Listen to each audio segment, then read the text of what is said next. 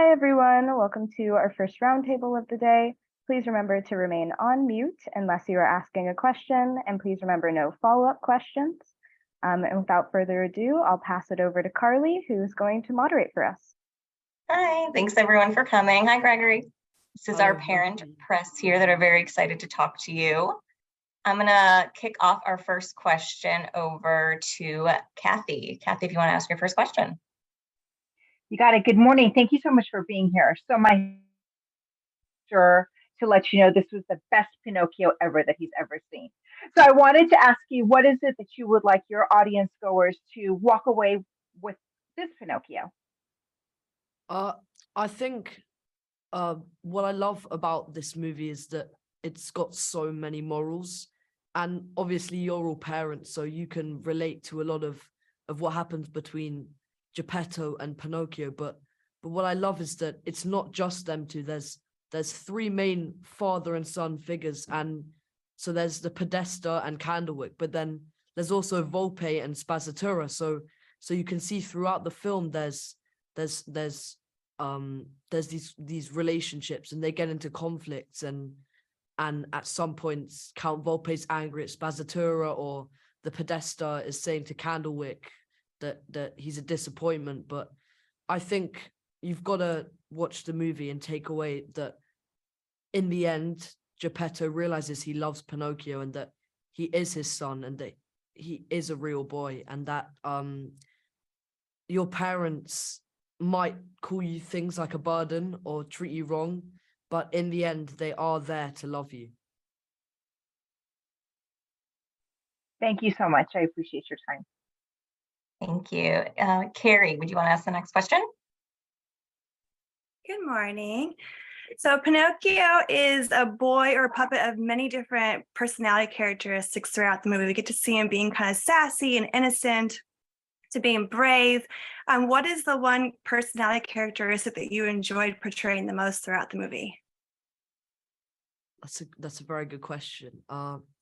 My favorite characteristic of Pinocchio is how loud and energetic and boisterous he is. As much as I love having to fake cry and scream and shout, I love just sort of being the innocent young boy that Pinocchio is, because the thing is that was me 2 or 3 years ago, so I could relate to him in a lot of ways, and I love when I make those silly and innocent remarks, like when the cricket tells Pinocchio that Carlo's dead, and he's like, how do you lose someone for 4 or 5 years? And I love the lines like that really show how Pinocchio is he's just come into this world. Thank you. Coraline? Hi, Gregory. The movie's amazing. I loved it. I was just wondering, what was it like doing voice acting for you? I always wanted to be in an animation, so I've been in a few live action movies, a few commercials, and a TV show. And I said to my mom, I want my next thing, I'd love to be in an animation, because I find it so fascinating how no matter what character you're playing, when you're behind the microphone and you're not actually there, even though you're not the character that you're trying to be, you sort of have to become him or her. So I found that even though it's an animation, and even though I'm not Pinocchio and I don't look like him, I found that I had to sort of become him and try to take on his personality. And so even though you don't have a costume and the set and the people around you, because a lot of the time I was in the booth on my own, the awesome thing is that you're sort of still being that character, and you're not just the voice of it, you actually are it. Thank you so much. Thank you. Nicole, do you want to go? Hi, Gregory. Love the film, and I'm curious, you had to voice 2 characters in the film, and I wanted to know, what was the hardest part for you in voicing these characters over the span of a couple of years that you guys recorded the film? So there were a lot of challenges when I was recording for such a long amount of time. One of the main ones is that as any preteen boy, my voice is gonna eventually break. So that was a challenge for the directors and producers, because we had to get everything as quick as possible. And especially with the singing, I'm so relieved that it's finally over, because I've always loved singing, but it's so unnatural for me to hit those high notes. So I had to have a voice coach, and it was for about 6 weeks, but I'm so happy that it did get to be my voice, because they were contemplating if it was going to have to be a choir boy, because I was close, but I wasn't there. But I put the hard work in, and eventually I did reach those notes, and I got to do those songs. You did fantastic. Thank you. Thank you. Monica, you can ask your question. Hi, Gregory. I just want to say that this is a very interesting take on a very classic fairy tale. And you got to work with one of my favorite directors, Guillermo del Toro. So tell me how cool was working with him. It was honestly such an honor to work with Guillermo. It was like a walk in the park. The way he does stuff it's so awesome, because sometimes I would look at a line, and no matter how many times I say it, I can't deliver it. There's challenges sometimes, but Guillermo could give me the perfect techniques, and he's like a magician. He's not just a director. He's truly magic. How he manages to come up with these prompts to help me, because it's a lot harder to work with kids, and especially I was 10 years old, so it would probably be different if I was recording today. So for Guillermo to be able to be so versatile and work with so many different people, it was so awesome to work with him. Well, you can see that there was synergy there, because the movie was amazing. Thank you. Cami? Hi, Gregory. I'm Kami from themamadiaries.com. I absolutely loved the movie. You know, there's a lot of different versions of Pinocchio, but this one was hands down my favorite that I've ever seen. So I'd love to know, what do you think makes this version so unique from the others?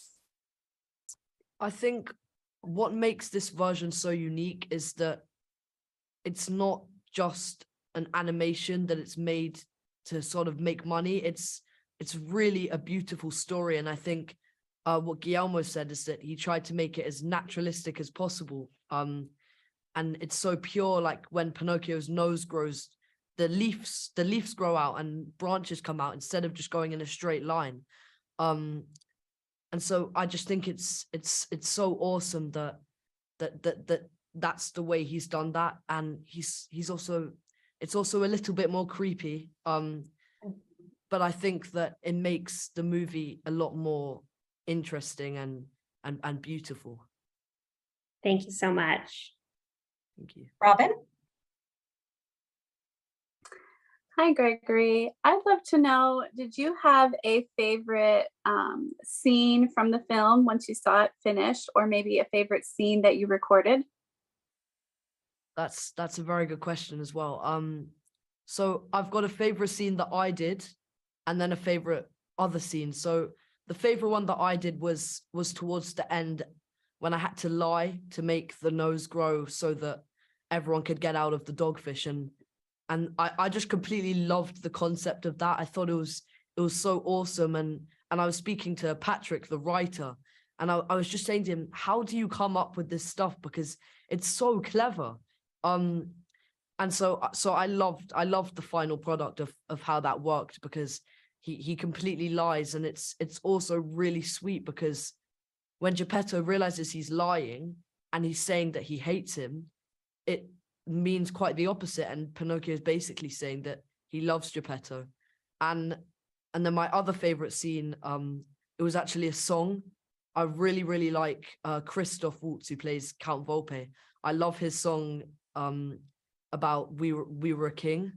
I just think it's an awesome scene how Spazzatura goes up with balloons and he's in the sky, and he grabs the shotgun and shoots it down, and he's going through the magazine. And I just think how it's in the carnival, and it's throughout the song you're seeing the whole of the carnival, and it's a great character introduction. So I really love that scene.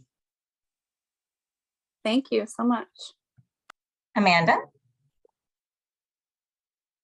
Hi, Gregory. I'm Amanda from Guide for Geek Moms, and you talked a little bit about the songs that you've done, and you had some amazing musical numbers, ones that were emotional to ones that were hilarious, talking about farts and poops, which was my personal favorite. But so I just wanted to know how it was like to record these songs with Alexander Desplat.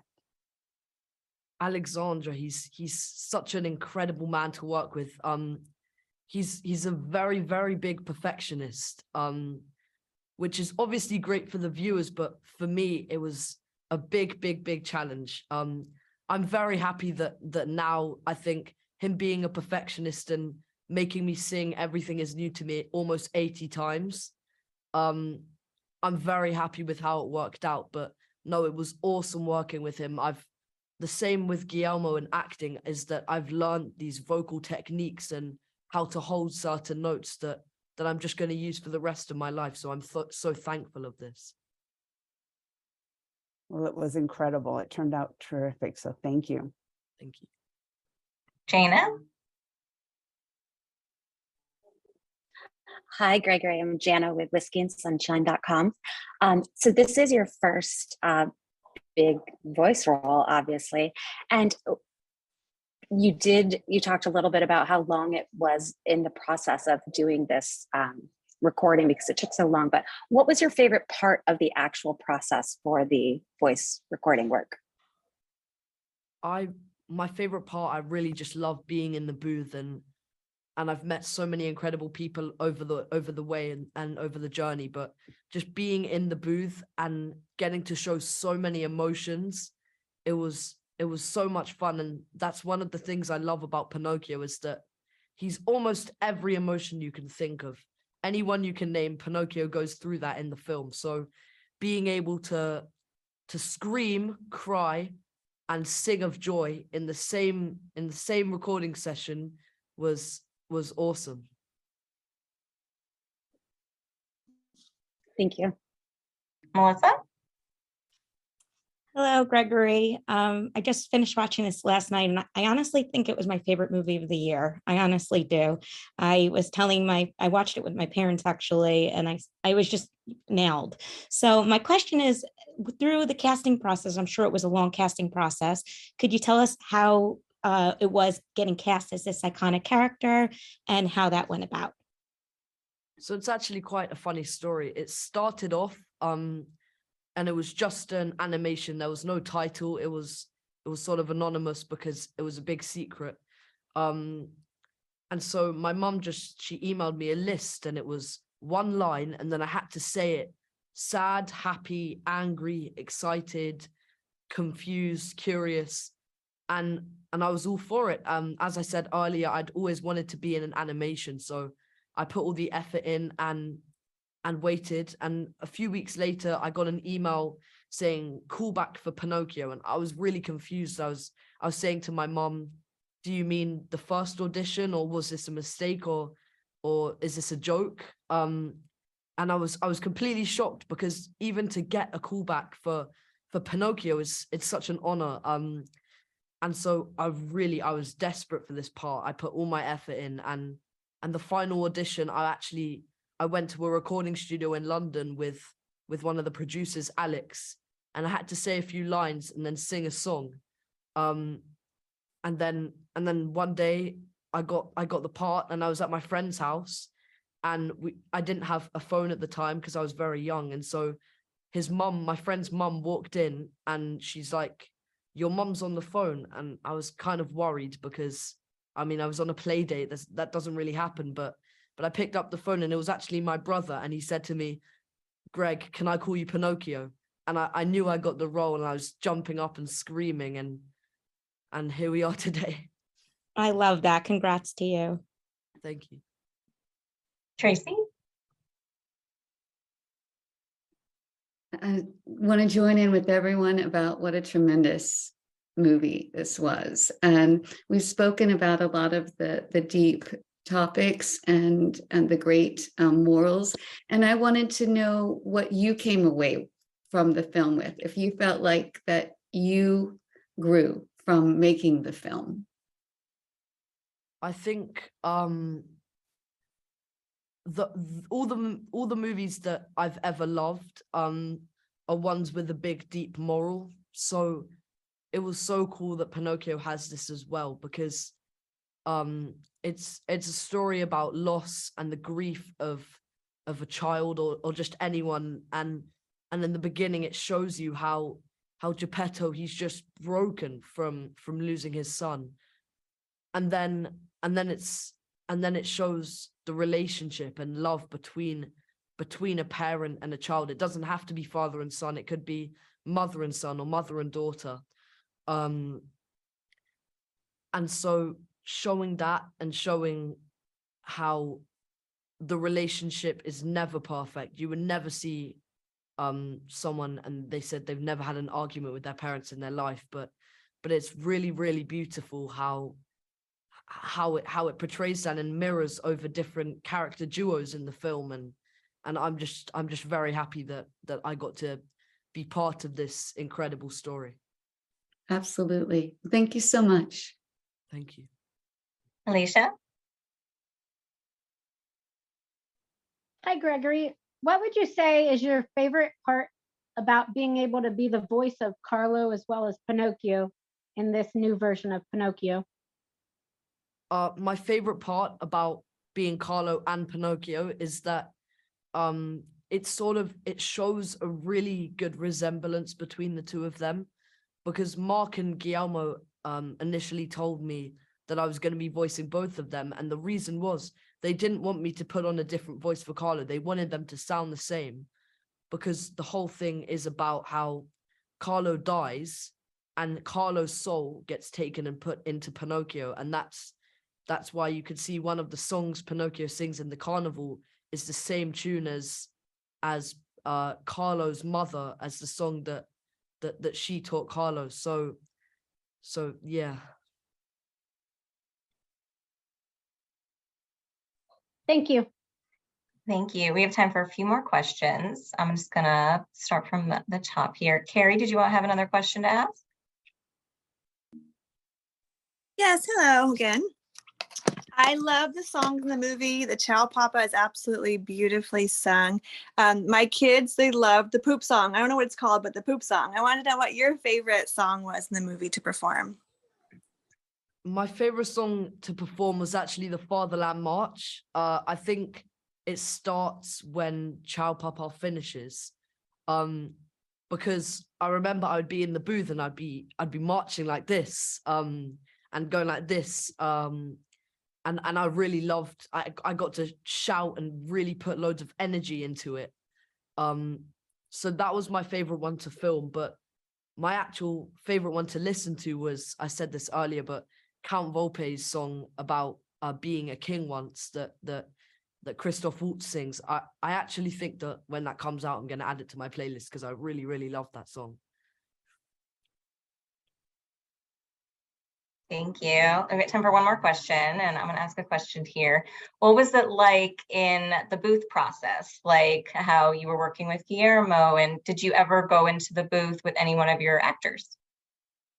Yeah, so when you're recording an animation, you're not always with other people, which is one of the challenges. But I did get the honor to work with David Bradley, who plays Geppetto, and I got to sit side by side him, which for some of the scenes, it made it so much easier, because it's very hard having a conversation with someone when you're speaking to yourself. And then I also got to work with Finn Wolfhard, who plays Candlewick, which is such an awesome thing. In the scene where Pinocchio and Candlewick are in the bunker and they're having the discussion about are you scared of the war, and that was a very meaningful conversation. So to be able to sit by him and actually look at him while I'm saying it made it, I think, a lot more natural for the viewers to watch. Great, thank you. That's all the time that we have. Thank you all so much for joining us. Really appreciate it. Congratulations on the film, Gregory. It's fantastic. Thank you. Thank you. Thank you so much. Thank Thank you.